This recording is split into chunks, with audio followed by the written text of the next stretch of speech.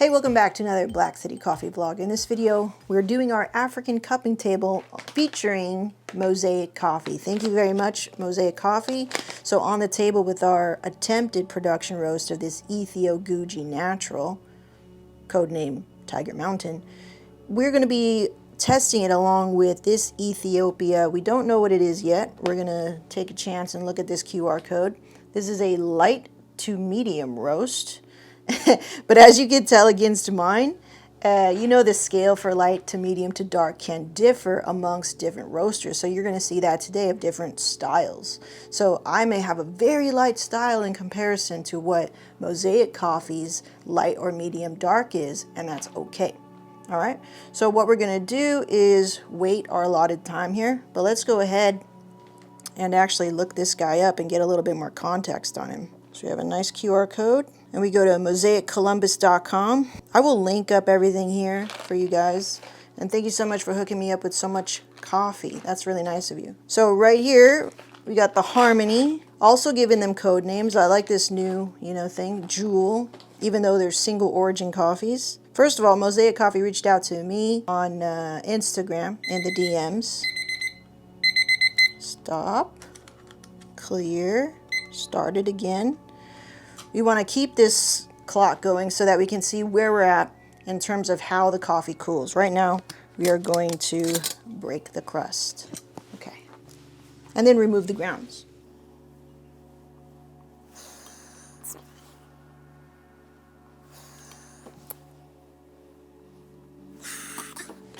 So give me a moment, let me write this down. Okay.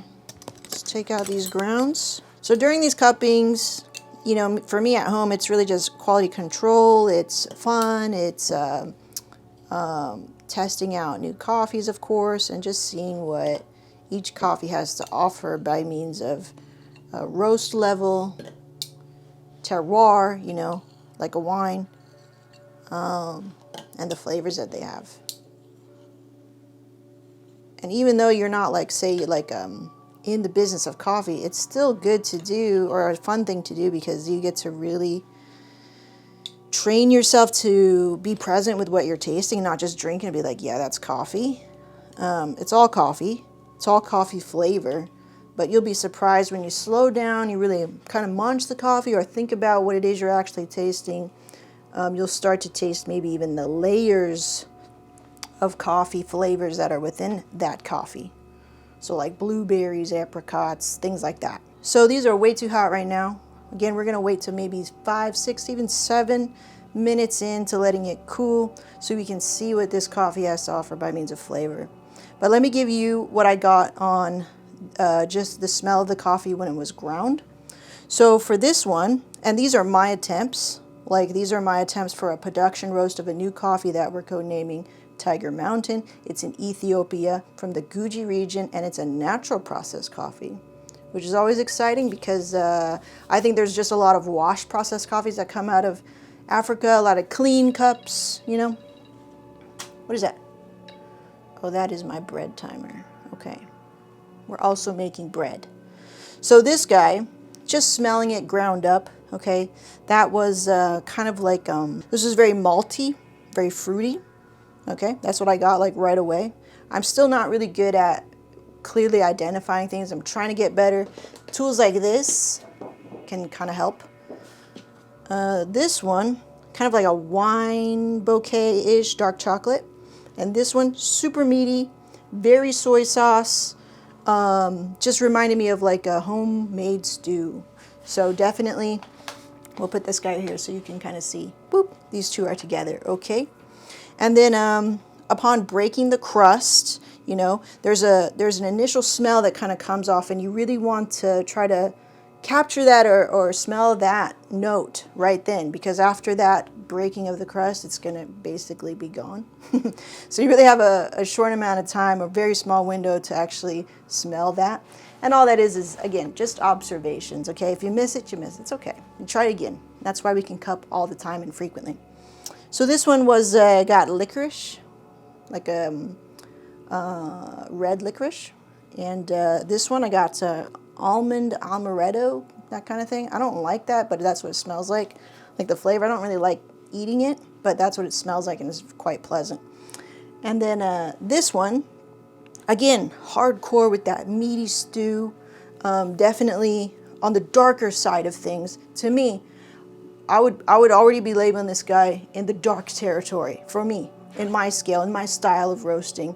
But nothing wrong with that, okay? So we'll see how that tastes. And you can even see the color of these brews. These aren't terribly light, actually. My roasts, when I look at my notes and everything, the weight loss of these coffees are around 13.4, 13.5, something like that %, right? So we were, to me, in my scale, already moving into medium territory typically.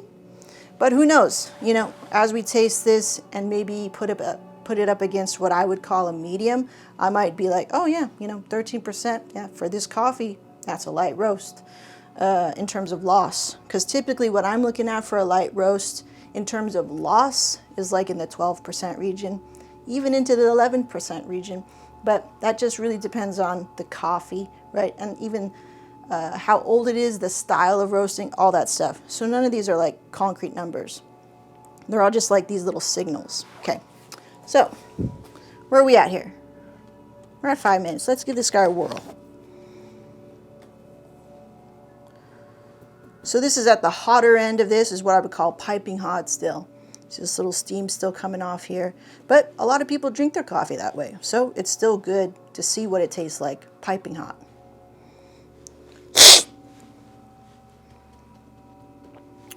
Ooh, all right. I'm not gonna say anything. You're not supposed to do that in cupping. You're not supposed to be so, like, you know, emotional. You're supposed to be kind of stoic, especially if you're in a group setting. You don't want to throw off the rest of your cupper friends, because they'll totally take on that bias. They can't help it. It's just human. Okay, so if you're and you want to be respectful to other people who are trying to figure it out, just, you know, sip it and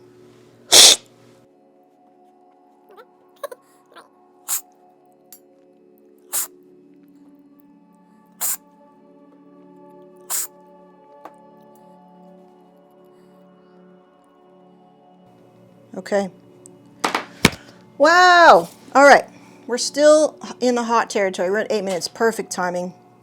Between 8 and 12, I'll keep tasting this, and I'll try to write down everything that I'm tasting right now, because this is important for me, as, you know, somebody who's going to sell this coffee. These are the notes I'm going to put on the tag, basically. Mosaic Coffee. I'm going to send you some of mine as a thank you. I have a bunch left to share with you, and I want you to compare it to yours, and so you could see, just, you know, as a fun experiment. I don't know if you'd be interested in that. I don't know. You're doing your own thing. You have your own style, but I'll send some of mine to you for as a thank you, for sure. I'm having trouble. The colors that come to me is yellow and orange over and over. So that's where this can come in and can kind of help you, just sort of give you vocabulary to what you're tasting. Now another thing, if you're doing 2 production roasts, right, side by side, it was a minute difference, right? In the last video, I'll link that up. A minute difference, and yet in the cup, I can taste that. That's crazy, right? Well, now that it's cooled, they've both cooled. That's interesting too, as coffee will change as it cools.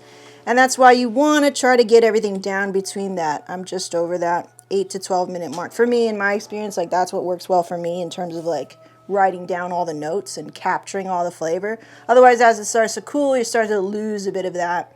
You know, there's just a sweet spot for coffee, some coffees in that, when they start presenting their best flavors. It's not when it's like, you know, ground zero when it's piping on. It's not when it's super cold. So there's a middle part in there. And for me, it's like 5 sometimes. No, that's early. I'd say 6 to like 12. But usually I'm slow. So I really try to get it down between 8 and 12. Okay? So it changes for every cupper.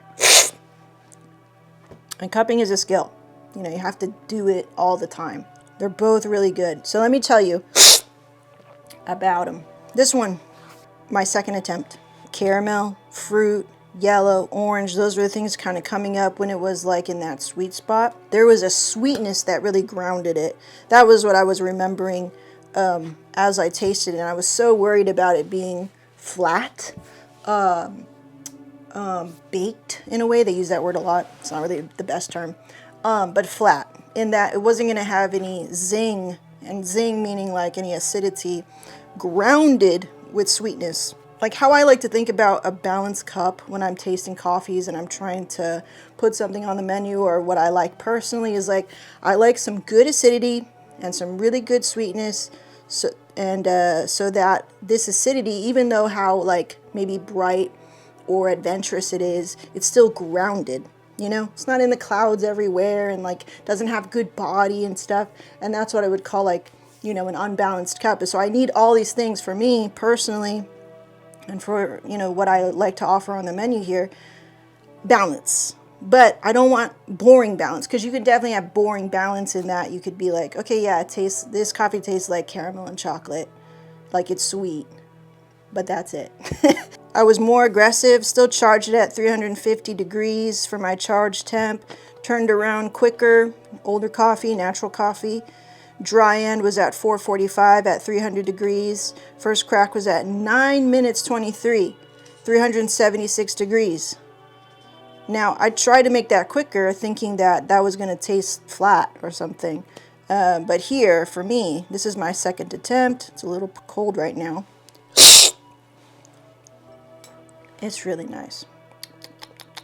And the finish is long in that it leaves a really nice caramel sweet finish. Not a bright finish. And I think it's leaning on the sweeter side for sure, but it's got that interesting zing of that fruit. I think it's like a maybe roasted orange, still zing in there. You know, don't discount that. That's really important for me in the cup, is to still feel that like acidity on the side of the mouth. Dropped it at 9%. 10 minutes 21 at 384 degrees, 0.3. I got a loss of 13.5%. Wow. Okay. Well, I'm going to cup it again when I'm not talking to camera and being distracted, but for sure, like, this is a really great start. Okay. And my first attempt, it's there. It's brighter, though. And I feel like it finishes too short. And in comparison to this second attempt, it doesn't finish sweet and long. And so that's why I like the second attempt better. Even though the acidity is there, the sweetness is there, but it kind of leaves you quicker than it does this second attempt. So cool. That's a validation on my part as a roaster, going like how I make changes at the roaster without even cupping. So that's a good validation for me as a roaster. Now, let's go and focus on Mosaic coffee. Let's taste this now. Woo! Okay. Dark coffee. Very dark coffee for me and my taste. A dark roast. Probably right in there with, I'd call this, it's not crazy dark. I'd call this like a medium dark. The finish is long. It's a very dark chocolate, like the very high quality dark chocolate finish. So definitely more bitter at the end. The flavor notes that are shining out of me and still in my mouth right now is a roasty dark chocolate. Sort of the burnt part of the creme brulee. So the darker part, right? So you have creme brulee. They flash it with a torch, and then like the darker part of that caramel or flan-y thing that they do. I'm not really sure how creme brulee is made, but the taste of that when they crack that thing on the creme brulee, that's what that tastes like. And that's the sweetness. And I think the zing in this cup. But yeah, definitely a lot darker than what I'm doing over here. And there's definitely like a soy sauce element to it. A salty, dark soy sauce element to it. That's a dark coffee right there. So if you like dark coffees, I'm not the biggest fan, unfortunately, of dark coffees, because I do like to drink black coffee, which I'm not putting, cream and sugar. So I do want, a little bit more fruit in my cup personally. But yeah, Definitely I want to run this through my espresso machine and maybe do a little bit like cold brew stuff or iced coffee stuff where when I can put cream and sugar, and I think this is going to be a really nice base for that. It's still got this little zing on it. At the end, like I said, it's that creme brulee. You know, in you crack it and you eat that little crunchy part. I think, is that creme brulee? That's what it tastes like. Okay, I'll definitely cup these again together and have more of like a dark cupping table. It's really tough too, like it's not ideal to be tasting very light coffees on a cupping table and then throw a dark roast on there. Hey, but you said light, okay? So I'll do this again. I'll cup these together for sure in its own dedicated vlog. But I did want to see what, you know, Ethiopia against these other Ethiopias. I just wanted to see that. That was cool. So yeah, definitely you can go the dark route with an Ethiopia. I prefer to keep it in the very light region. That's just me personally and, you know, my style of roasting. And I want to continue what we were reading here about Mosaic Coffee. Oh, cool. So we're learning about Mosaic Coffee. Timothy Isaiah Cho is the owner. This is cool. Remembers his first sip of Ethiopian yerba chef on a Sunday morning in 2008. 2018 began roasting on a modified air popper. Over the years, he honed his skills while graduating to roasting on a stovetop popcorn popper on a modified gas grill. Finally, with real micro-roasting equipment, he's able to share years of experience in unique, delicious roasts that are sure to please. Cool. And they even have like artists, local artists designing all of their bags and stuff, which is awesome. So it looks like Mosaic Coffee, Timothy from Mosaic Coffee is roasting this coffee, working with locals in the Columbus, Ohio region, highlighting and trying to uplift everybody. And I'm always for, you know, a rising tide creator for sure. Thank you so much, Timothy from Mosaic Coffee. I will link him in the description for this video. Meanwhile, I'll keep cupping, I'll keep testing. When I'm very, very confident and happy with what I'm doing over here on my side, you will see our new coffee called Tiger Mountain on the site. All right, cool. Thanks for hanging out for this cupping, and we'll see you next time. Bye.